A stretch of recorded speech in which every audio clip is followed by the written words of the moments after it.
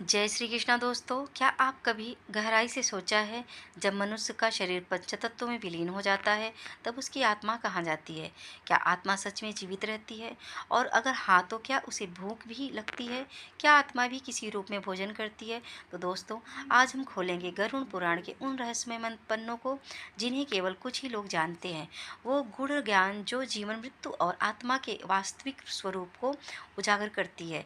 यह कोई सामान्य ग्रंथ नहीं, स्वयं भगवान विष्णु द्वारा गरुड़ जी को उपदेशित शाश्वत सत्य है, जो मृत्यु के बाद की यात्रा को विस्तार से समझाता है। इस वीडियो को अंत तक जरूर देखें, क्योंकि अंत तक पहुंचते पहुंचते आपको केवल मृत्यु का ही नहीं, परमात्मा से जुड़ने का मार्ग भी दिखाई देगा, जो जीवन की सबसे महान उपलब्धि होती है। कथा का प्रारंभ कुछ यूं होता है। भगवान विष्णु क्षीर सागर में ध्यान मग्न थे। तभी उनके वाहन और परम भक्त गरुड़ जी वहां उपस्थित हुए। भगवान ने अपनी आंखें खोली, मुस्कुराए और स्नेह से पूछा, हे गरुण, आज तुम अत्यंत गंभीर भाव में प्रतीत हो रहे हो। कहो, किस जिज्ञासा के उत्तर की खोज में आए हो? गरुण जी ने विनम्रता से कहा, हे प्रभु, जब कोई मनुष्य इस पृथ्वी से चला जाता है, उसका शरीर तो पंच तत्व में समाहित हो जाता है, परंतु उसकी आत्मा का क्या होता है? क्या आत्मा भी भूख प्यास महसूस करती है? क्या मृतक को भी भोजन की आवश्यकता होती है? और यदि हाँ, तो हम जीवित लोग उसे कैसे अर्पित कर सकते हैं? दोस्तों, बस यहीं से आरंभ होती है गरुड़ पुराण का वह महान संवाद, जिसमें भगवान विष्णु आत्मा की भूख, पिंडदान की महिमा और मृत्यु के बाद की अदृश्य यात्रा का वर्णन करते हैं। फिर गरुड़ जी ने भगवान विष्णु को प्रणाम किया और बोले, हे प्रभु, आप तो अंतर्यामी हैं, सब जानते हैं। इस संसार में भला आपसे क्या छिपा है? पर हे भगवान, कई दिनों से एक प्रश्न को लेकर मेरा मन व्याकुल है। कृपया करके आप मेरे इस प्रश्न का उत्तर देकर मुझे संतुष्ट करें। दोस्तों, फिर भगवान विष्णु बोले, हे गरुण, हे गरुण देव, तुम्हारे मन में जो भी प्रश्न है, तुम निसंकोच होकर पूछो, मैं अवश्य ही उसका निवारण करूँगा। फिर गरुण देव बोले, भगवान, क्या यह सत्य है कि आत्मा को मृत्यु के बाद भी भोजन की आवश्यकता होती है? क्या आत्मा भी भोजन करती है? और यदि हाँ, तो क्या खाती है? और उन्हें भोजन कहाँ से प्राप्त होता है? दोस्तों, फिर भगवान विष्णु मंद मुस्कान के साथ बोले, हे गरुण, आपने बहुत ही उचित प्रश्न किया है, जो संपूर्ण संसार के लिए कल्याणकारी है। हे गरुण, मृत्यु केवल शरीर की होती है, आत्मा अमर है, परंतु वह भी भूख और प्यास का अनुभव करती है। पर इस रहस्य को अच्छे से समझने के लिए पहले मैं आपको एक कथा सुनाता हूँ। कहते हैं कि इस कथा को जो भी व्यक्ति ध्यानपूर्वक और आखिरी तक सुन लेता है, तो उसके कोटि कोटि पापों का नाश होता है। दोस्तों, इस कथा को प्रारंभ करने से पहले आपसे निवेदन है कि इस वीडियो को एक लाइक करके कमेंट में जय श्री हरि विष्णु अवश्य लिखें। तो चलिए शुरुआत करते हैं गरुड़ पुराण की इस ज्ञानवर्धक प्रस्तुति की। भगवान विष्णु गरुड़ देव को कथा सुनाना प्रारंभ करते हैं और कहते हैं, हे गरुड़, रामपुर नामक एक गांव था, जहां जीवन अपनी गति से चलता था। लेकिन उस दिन गांव की हवाओं में कुछ अलग था, क्योंकि गांव की सबसे बुजुर्ग महिला गायत्री देवी का देहांत हो गया था। वे धार्मिक, संयमी और श्रद्धालु महिला थीं। उनकी वृद्ध देव वर्षों की सेवा और साधना का प्रतीक बन चुकी थी। परंतु उस दिन उनके प्राण निकलते ही कुछ ऐसा घटा, जिसने उनके परिवार और विशेष रूप से उनके बेटे मोहन की जिंदगी बदल दी। मोहन एक सरकारी कर्मचारी था, जो शहर में रहता था। सूचना मिलने के बाद वह गांव लौट आया, लेकिन माँ का अंतिम संस्कार पहले ही हो चुका था। वह बोला, अब क्या ही कर सकते हैं, माँ को मोक्ष मिल गया होगा। गांव वालों ने समझाया, बेटा, पिंडदान और तर्पण अभी बाकी है। आत्मा को भूख प्यास लगती है, जब तक पिंड नहीं दिया जाता वह शांति नहीं पाती। मोहन मुस्कुराया और बोला, यह सब अंधविश्वास है, आत्मा को खाना नहीं चाहिए। रात का तीसरा पहर था। मोहन अपनी माँ के कमरे में ही सो गया, गहरी नींद में था, जब उसे एक सपना आया। पर यह सपना नहीं था, कोई चेतावनी थी। कमरे में अंधेरा छाया हुआ था, लेकिन उस अंधेरे में एक धुंधली आकृति उभरी। माँ की आवाज़ आई, बेटा। यह सुनकर मोहन चौंक पड़ा। माँ उसने देखा, माँ खड़ी थी, पर उनका चेहरा पीला था, आंखें गहराई में डूबी हुई थी और शरीर पर वही पुरानी साड़ी पड़ा था। माँ बोली, मुझे भूख लगी है। मोहन कांप उठा, आपको भूख? लेकिन अब तो दोस्तों, माँ का स्वर अब करुणा और पीड़ा से भर गया। बेटा, शरीर चला गया है, लेकिन आत्मा जीवित है। जब तक तुम तर्पण और पिंडदान नहीं करोगे, मैं तृप्त नहीं हो सकती। मेरा सूक्ष्म शरीर तड़प रहा है। अचानक कमरे की दीवारें कांपने लगी, माँ की छाया धुएं में बदल गई और मोहन की नींद टूट गई। पसीने में तरबदर दिल जोर जोर से धड़क रहा था। सुबह होते ही मोहन उठ बैठा। सपना आंखों में घूम रहा था। वह सोचने लगा, क्या माँ सच में भूखी है? क्या यह सिर्फ मेरा वहम है या कोई संकेत? उसी समय गांव के पुजारी उसके घर आए और बोले, बेटा, तुम्हारे पिता ने जब तुम्हारे दादा के लिए पिंडदान नहीं किया था, तब भी घर में अजीब घटनाएं होने लगी थी। तुम्हारी माँ धार्मिक थी, इसीलिए वे तुम्हें संकेत दे रही हैं। अब भी समय है। पिछली रात मोहन ने माँ की आत्मा को देखा था, भूखी, असहाय और तड़पती हुई। उस रात के बाद उसकी सोच बदल चुकी थी। वह जानना चाहता था, क्या सच में आत्मा को भूख लगती है? क्या यह सब केवल एक सपना था, या गरुड़ पुराण में सचमुच इसका कोई प्रमाण है? वह गांव के वृद्ध और विद्वान पंडित त्रिभुवन शर्मा के पास गया। उन्होंने गरुड़ पुराण का संदर्भ खोलते हुए कहा, बेटा, जब कोई जीवित इस शरीर को छोड़ता है, तब उसकी आत्मा सूक्ष्म शरीर में प्रवेश कर लेती है। यह सूक्ष्म शरीर ही उसका आत्मा का स्थायी माध्यम बनता है, जिसके जरिए वह अपने कर्मों के अनुसार यमलोक की यात्रा करती है। लेकिन यह यात्रा तुरंत नहीं होती। मृत्यु के बाद आत्मा कम से कम 10 दिन तक इस पृथ्वी पर ही रहती है। वह अपने घर, अपने प्रियजनों के बीच ही भटकती है, परंतु अब वह किसी को छू नहीं सकती, अपनी बात कह नहीं सकती, सिर्फ महसूस करा सकती है। पीड़ा, अकेला पन और भूख। जिस प्रकार शरीर को भोजन चाहिए होता है, उसी तरह सूक्ष्म शरीर को भी एक प्रकार का पोषण चाहिए होता है। यह पोषण तिल, जल और दान के माध्यम से उसे प्राप्त होता है।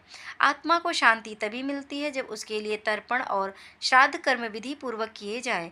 गरुड़ पुराण में लिखा है, यदा यदा शरीर यदा यदा यदा शरीर तक्त आत्मा यम लोकम गच्छति, तदा तस्म तर्पण तमम चेताम सुधारता भवति।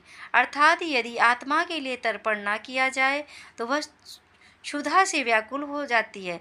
दोस्तों, फिर मोहन ने उत्सुकता से पूछा, लेकिन आत्मा तो अदृश्य है, वह भोजन को कैसे ग्रहण करती है? पंडित जी मुस्कुराए और बोले, बिल्कुल सही प्रश्न। आत्मा स्वयं भोजन नहीं खा सकती, क्योंकि उसमें स्थूल शरीर नहीं होता। लेकिन जब परिवारजन श्रद्धा और मंत्रों के साथ तर्पण और पिंडदान करते हैं, तो वह सूक्ष्म ऊर्जा के रूप में आत्मा तक पहुँचता है। वह भाव को ग्रहण करती है, पदार्थ को नहीं। यदि तर्पण श्रद्धा और प्रेम से किया जाता है तो आत्मा तृप्त हो जाती है, लेकिन यदि इसे उपेक्षा से किया गया या बिल्कुल ना किया गया तो आत्मा भूखी रह जाती है। यह सुनकर मोहन भयभीत हो गया। फिर पंडित जी बोले, जब आत्मा को उसकी भूख का समाधान नहीं मिलता तो वह धीरे धीरे क्रोधित और व्याकुल हो जाती है। कई बार वह घर के सदस्यों को संकेत देती है, स्वप्न में आना, किसी की तबीयत खराब होना, घर में अशांति फैलाना, यहाँ तक कि पितृदोष उत्पन्न हो जाना। यह सब आत्मा की असंतुष्टि के लक्षण हैं। पिंडदान मृत आत्मा के लिए वही है जो किसी यात्री के लिए रास्ते का भोजन होता है। जब पिंडदान विधि पूर्वक होता है, तिल, कुश, जल और मंत्रों के साथ, तब आत्मा को वह ऊर्जा मिलती है जिससे वह यमलोक की यात्रा पूरी कर पाती है। बिना पिंडदान के आत्मा भटकती है और कई बार प्रेत बन जाती है।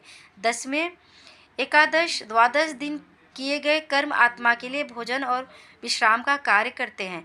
फिर 1 वर्ष तक प्रतिमाह श्राद्ध और पितृ पक्ष में तर्पण, यह सब मिलकर आत्मा को मोक्ष की दिशा में भेजते हैं। अब मोहन मौन था, लेकिन उसका हृदय संकल्प से भर चुका था। वह बोला, मैं माँ के लिए विधि पूर्वक पिंडदान करूँगा। उन्हें भूख नहीं लगनी चाहिए, यह मेरा पुत्र धर्म है। मोहन अब आत्मा की भूख और उसकी पीड़ा को समझ चुका था।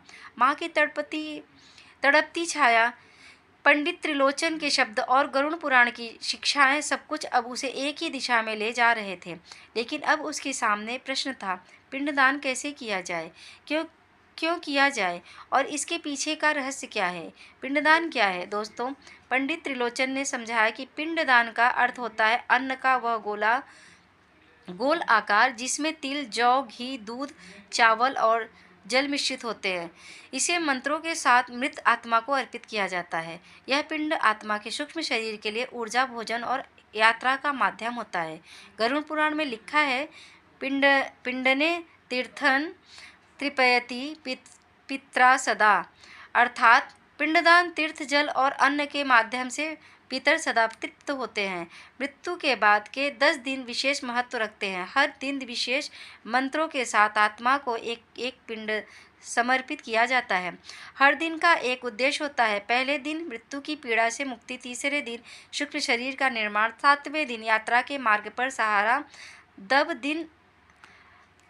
10वें दिन आत्मा की स्थिरता और तृप्ति। पंडित जी बोले, हिंदू शास्त्रों में कर्मकांड केवल प्रतीक नहीं, एक गहरा मनोवैज्ञानिक और ऊर्जा आधारित विज्ञान है। पिंडदान में प्रयुक्त तिल नकारात्मक ऊर्जा को शुद्ध करता है, जल भावनाओं का माध्यम बनता है। जब परिवारजन प्रेम, श्रद्धा और समर्पण से पिंड देते हैं तो उस ऊर्जा को आत्मा ग्रहण करती है, जिससे वह या तो मुक्त होती है या अगले जन्म की ओर अग्रसर होती है। तो दोस्तों, पिंडदान क्यों अनिवार्य है? तो हम आपको बता दें कि यदि पिंडदान नहीं किया गया तो आत्मा भूखी रह जाती है, वह भटकती रहती है।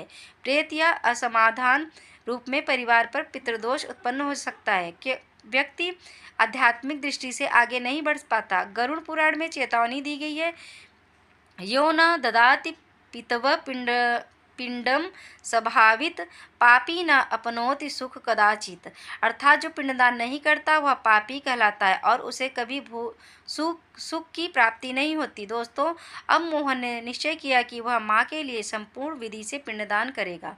गांव के सभी ब्राह्मणों को बुलाया गया। घर के आंगन में कुश का आसन बिछाया गया। तिल और जल से बनी पिंड अर्पित की गई। हर मंत्र के साथ मोहन की आंखें नम थीं। अंतिम मंत्र के समय हवा की गति थम गई। एक शांति का अनुभव हुआ, जैसे कोई अधूरा संदेश पूरा हो गया हो, और मोहन को माँ की इस मुस्कुराती छाया दिखाई दी। अब वो भूखी नहीं थी, शांत थी और धीरे धीरे धुएं में विलीन हो गई। मोहन ने विधि पूर्वक पिंडदान कर दिया था। माँ की आत्मा को एक क्षण के लिए शांति मिलती दिखाई दी, लेकिन पंडित त्रिलोचन के चेहरे पर अभी भी चिंताएं की रेखाएं थीं।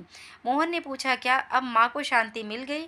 पंडित जी बोले, पिंडदान तो प्रथम चरण है पुत्र, लेकिन तर्पण और श्राद्ध कर्म यदि ना किया जाए तो आत्मा पुनः पीड़ा से घिर जा सकती है और कभी कभी प्रेत बन जाती है।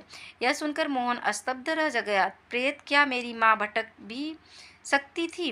पंडित जी ने गरुड़ पुराण का रहस्य खोला। गरुड़ पुराण में बताया गया है कि जब आत्मा को उचित पिंडदान, तर्पण, श्राद्ध और यम के नाम की क्रियाएं नहीं मिलती, तब वह आत्मा स्थूल जगत के प्रति आसक्त हो जाती है।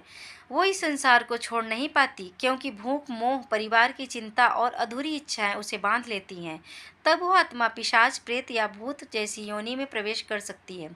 जो व्यक्ति पाप कर्मों के साथ मरता है और जिसे तर्पण नहीं मिलता, वह प्रेत योनि को प्राप्त करता है और बंधन में फंसा रहता है। प्रेत योनि कोई अस्थायी नरक नहीं, बल्कि एक बीच की दशा है, जहाँ आत्मा ना तो मृत होती है, न जीवित हो। वो हर समय अशांति में रहती है, किसी माध्यम से संवाद करना चाहती है। फिर मोहन ने घबराकर पूछा, मैंने तो माँ का पिंडदान कर दिया, फिर भी क्या वे भटक सकती थी?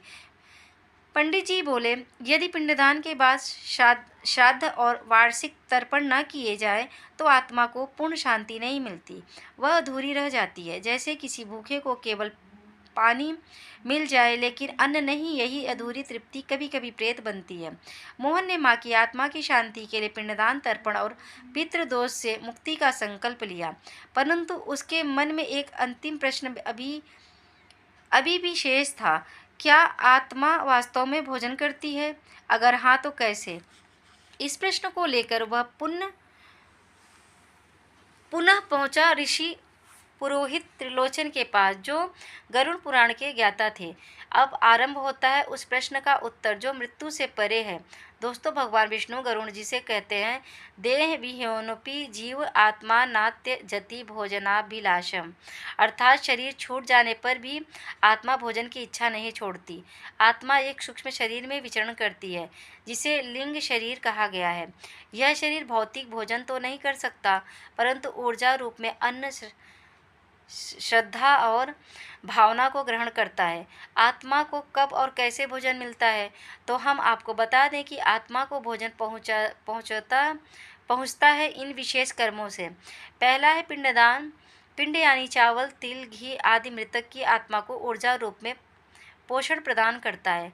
श्रद्धा से किया गया पिंडदान आत्मा के सूक्ष्म शरीर को भोजन के समान ही तृप्त करता है। दूसरा है तर्पण।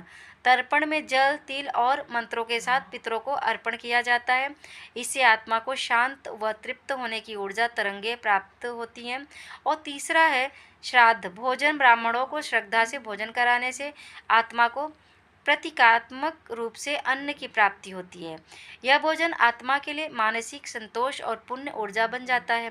गरुड़ पुराण के अनुसार जब किसी व्यक्ति की मृत्यु होती है तो आत्मा शरीर को छोड़ देती है। जैसे ही आत्मा शरीर से अलग होती है, वैसे ही यमदूत आते हैं और आत्मा को यमलोक की ओर ले जाते हैं। आत्मा का शरीर से बिछड़ना बहुत ही कष्टदायक होता है। जब आत्मा शरीर से अलग होती है तो वह बहुत ही दुखी होती है।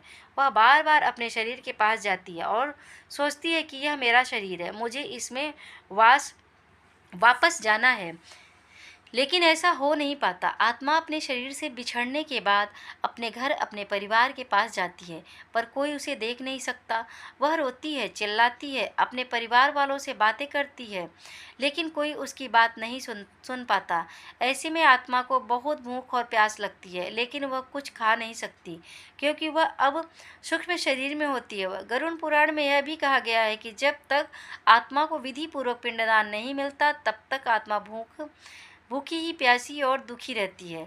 पिंडदान के द्वारा ही आत्मा की भूख और प्यास शांत होती है।